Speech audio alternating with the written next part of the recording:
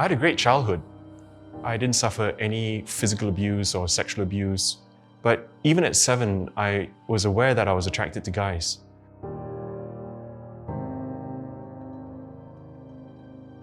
When I was 13, I was looking at this picture of a shirtless guy. I wasn't masturbating, I just came. And that was the first time I realized that I was sexually aroused by guys. And I knew that it was abnormal. I wanted to ask people at church for help, but I was too ashamed. And I didn't want to be a social outcast. I started to date girls thinking that that would help, but it didn't help. I got more and more curious about guys.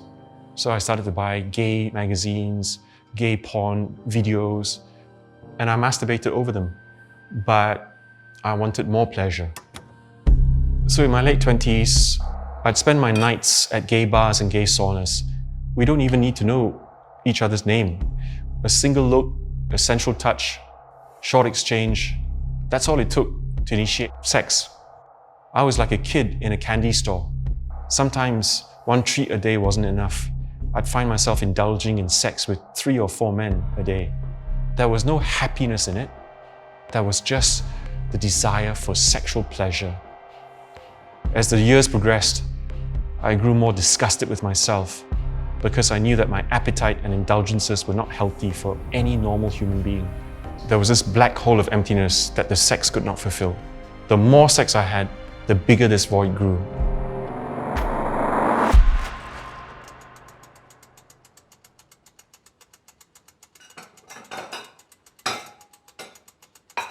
After 30 years of this sexual lifestyle, I felt very empty inside.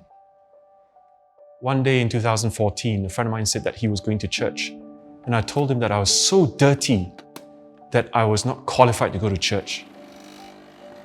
But this friend told me that I was wrong, that I was righteous before God. And I told him that's nonsense. How could I be righteous before God? Look at all the things that I was doing. And he said, no, his pastor told him that we're righteous before God. So I thought, what a strange pastor that would tell you and me that we are righteous before God. So I followed him to church. And at church, this pastor was preaching on the parable of the prodigal son. The pastor said, the prodigal son, he was far away, and the father saw him from far away. So the father was looking out for the prodigal son.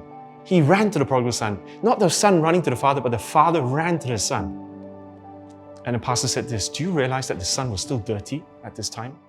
Just returned from feeding swine, and yet the father ran to him, yet the father kissed him, and yet the father put the best robe on him. And this was when I heard God to say to me, son, come home. And from that point on, I started walking with God. And I asked my pastor, is this of God? And I thank God for good pastors like my pastor who told me the truth of God from the Bible. He told me that this is not of God. And so from that very moment on, I sought freedom from this bondage to same-sex attraction. And I feasted on the Word of God. What I read finally fed the hungry void in my life. Galatians chapter 5, verse 16 became personal for me.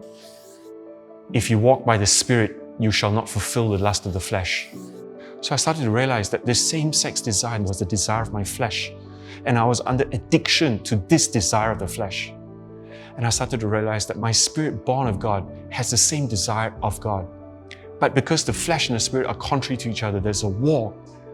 And God helped me to overcome the desire for physical sex at the gay saunas every night. But that didn't mean that I had fully overcome the addiction to same-sex attraction. Some nights, the lust of the flesh was so strong, I'd succumb to masturbation. I'd be so disappointed with myself. It was frustrating to come so far and yet stop short of complete victory. 2 years passed, but still without victory. There were decisive moments when I trashed all the gay porn videos and all the baggage that reminded me of my previous self. But I was still struggling, clicking on the same gay porn sites, reactivating my cancer subscriptions, seeking new sources of junk to look at. And I asked God, why? And God showed me in James chapter 3, look at the horses. You turn the bit and the horse will turn. But look also at the ships. though there are large ships driven by fierce winds, it is steered by a small rudder. And God revealed to me, for some of us, breaking free from this condition is the experience of the horse. The horse, when you turn, the horse will turn immediately, and the horse will turn completely. For the very large ship that's driven by fierce winds, resisted by fierce winds, when you turn the rudder on the ship, it is turning, and it will turn completely, but it won't turn immediately. And God told me this. My journey was the experience of the large ship. As long as I kept confessing the truth of the Word of God over me, that I've been delivered from the power of darkness, my ship is still turning. And that one day, my ship will completely turn. So I stayed in faith, confessing the truth of the Word of God over me, that I have been delivered from the power of darkness, even though I was still struggling and falling back into sin. He showed me in Numbers chapter 33. He said to the children of Israel, if you do not drive out the remnants, the last remnants of the inhabitants of this land, they'll remain a scourge to your eyes, a thorn in your sight. And God spoke this to me.